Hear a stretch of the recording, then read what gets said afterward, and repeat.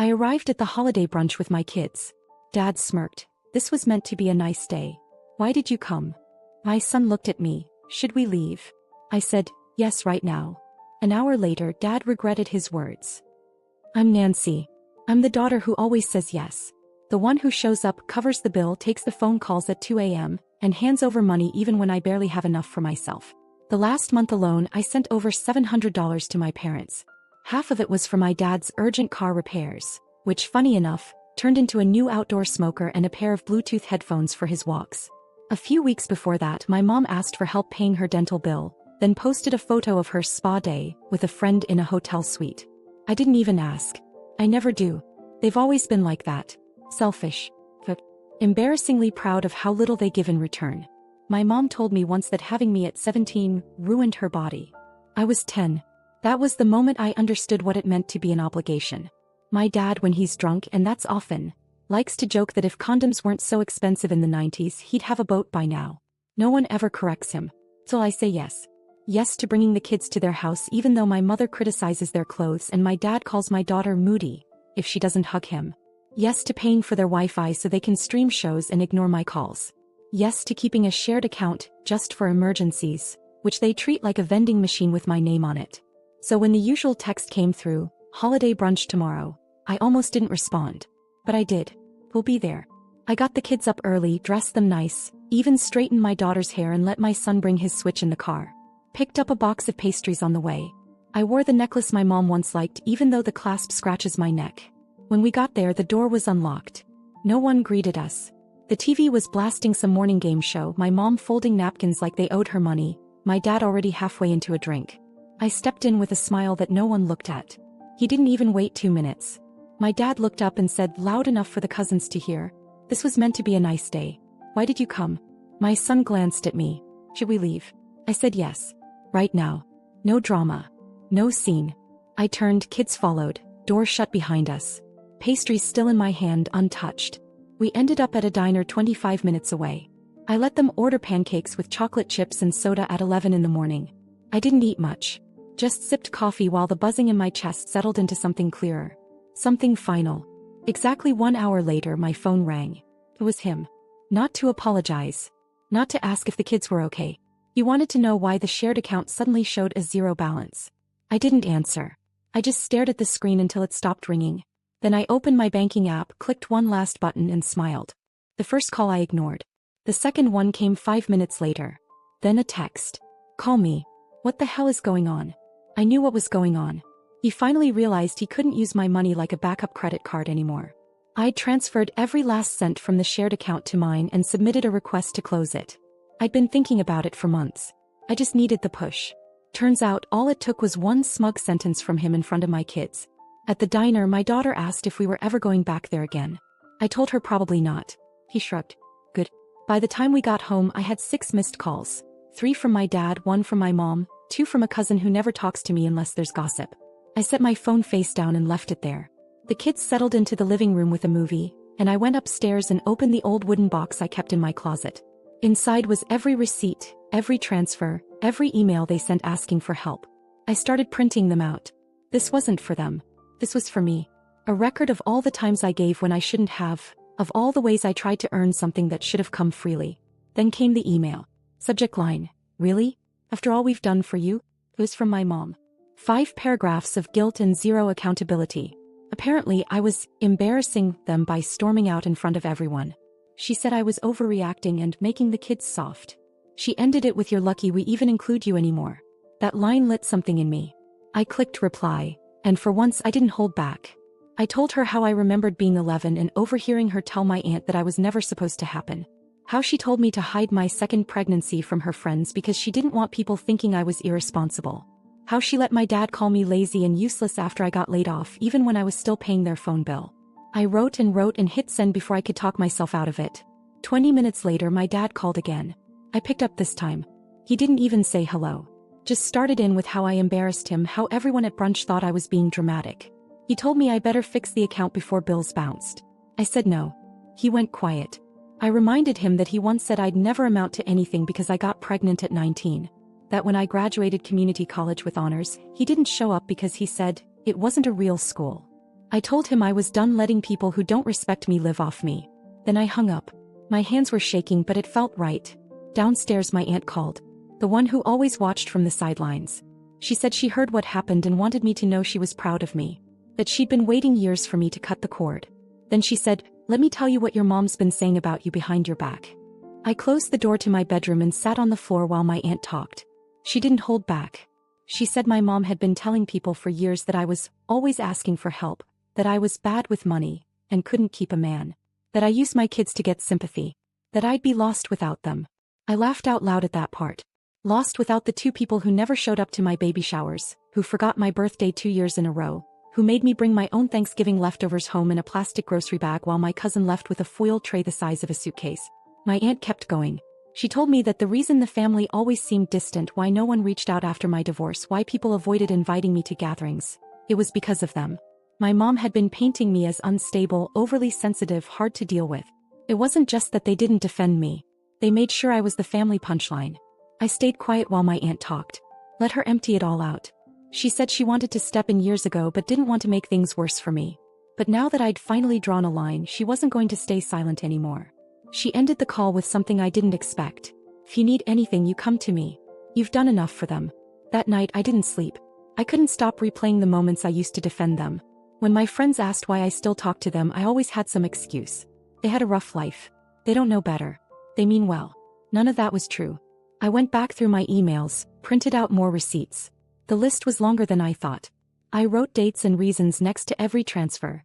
Dad's insurance deductible, casino weekend, Mom's prescription money, new designer handbag she posted a week later, birthday gift for my cousin she forgot to shop for.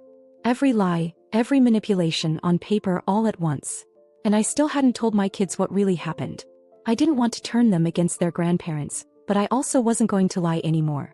The next morning my son asked if we'd be seeing Grandpa again. I told him probably not. He nodded. "He's a good. He's mean to you." I nearly broke right there.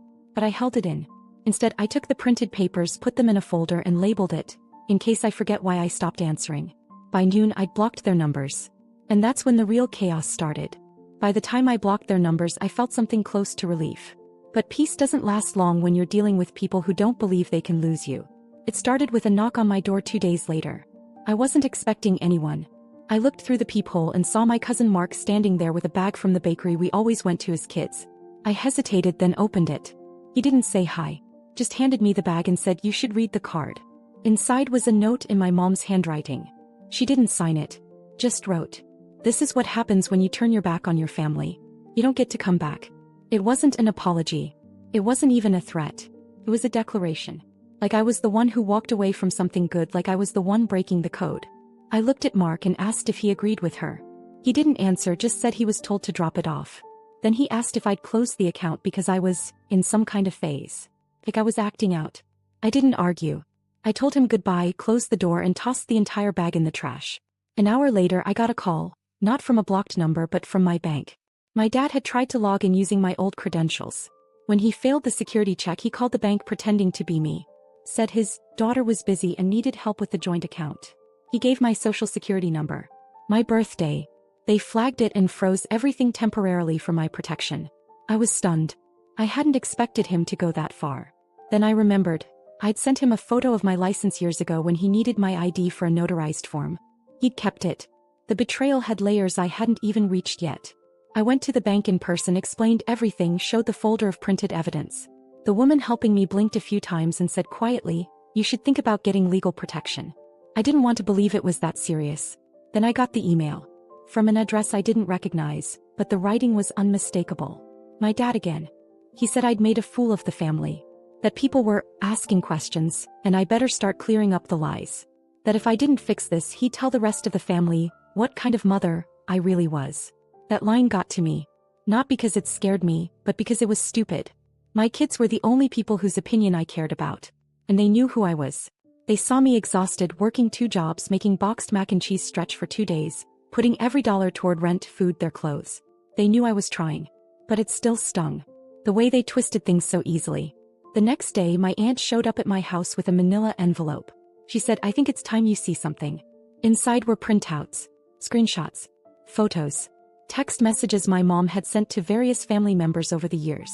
Screenshots of her mocking my job, telling people I chose to be broke, joking that I was addicted to being the victim.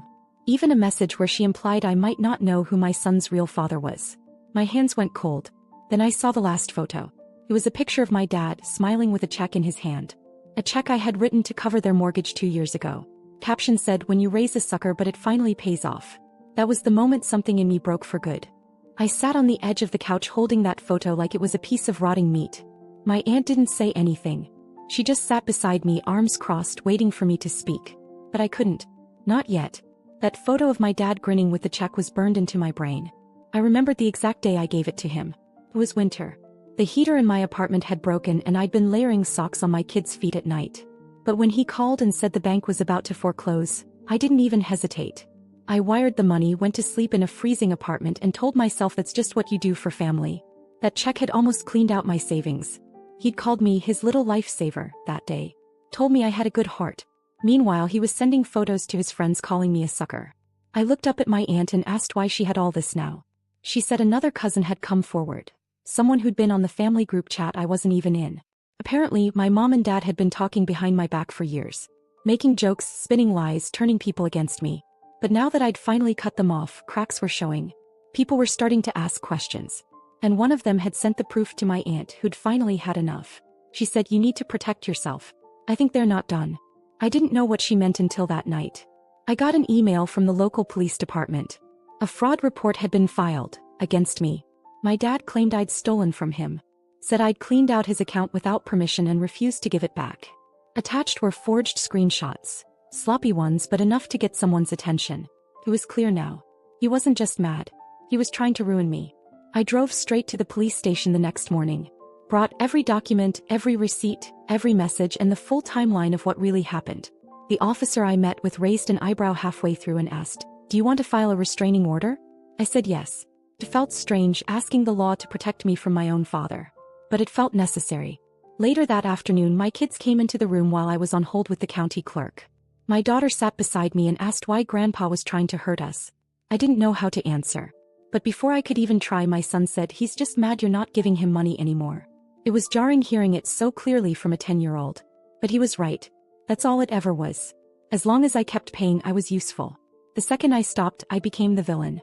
That night, I blocked 5 more numbers. 2 cousins, one of my mom's old friends, someone I didn't even recognize. The smear campaign was clearly on a full sprint. But I didn't care anymore. I'd seen everything I needed. Then, just as I thought the worst was over, I got a message from someone I hadn't spoken to in almost a decade. My brother. I hadn't heard from my brother in nearly 10 years. He moved out at 17 and never looked back. I used to call him selfish for disappearing. Now I realized he'd just been the first one to save himself. The message came through on Facebook. All it said was, "I heard what they did. I'm sorry it took this long. I believe you." I stared at that line for a long time. I didn't even know he followed what was going on. I barely remembered what his voice sounded like. We messaged back and forth a little. He told me that everything I was discovering now he saw years ago. That's why he left. He said the only reason he hadn't reached out sooner was because our dad told him I wanted nothing to do with him. That I blamed him for abandoning the family. A complete lie.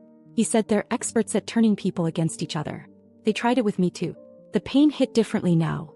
Not just for what they did to me, but for how many years they stole from us both by keeping us apart. For how they poisoned every relationship that didn't serve them. That night I added him to my phone again. Saved as Jason. Not brother, not maybe. Just Jason. And then I did what I should have done years ago. Posted. I didn't go into details. I didn't name names. But I wrote the truth. That I would no longer be supporting people who disrespected me. That financial abuse is real even when it's family. That loyalty without respect is slavery in disguise. And that I wasn't going to shrink anymore to make selfish people comfortable. The response was immediate. Some people unfollowed me. A few messaged me privately with nasty comments. People clearly sent by my parents to stir the pot. But far more reached out with support. Some even shared their own stories. It was like opening a window and realizing the house wasn't empty after all. My aunt called me again, said she saw the post and she was proud. Then my daughter walked into the room holding her sketchbook. She flipped to a page she'd drawn while I was on the phone. It was a picture of her, her brother, and me sitting at the diner. Pancakes on the table. All of us smiling. She said, "I like it when it's just us." That's when I knew this wasn't a breakdown. It was a rebuild. That night, I sat with my kids on the couch, turned off my phone for the first time in weeks, and promised them, out loud, that I would never again let anyone treat us like we were disposable. Not even family. Especially not family. And I kept that promise. The account stayed closed. The number stayed blocked. And my dad, for the first time in his life, learned what it felt like to ask and hear the word no. From now on, he'd have to get used to the silence.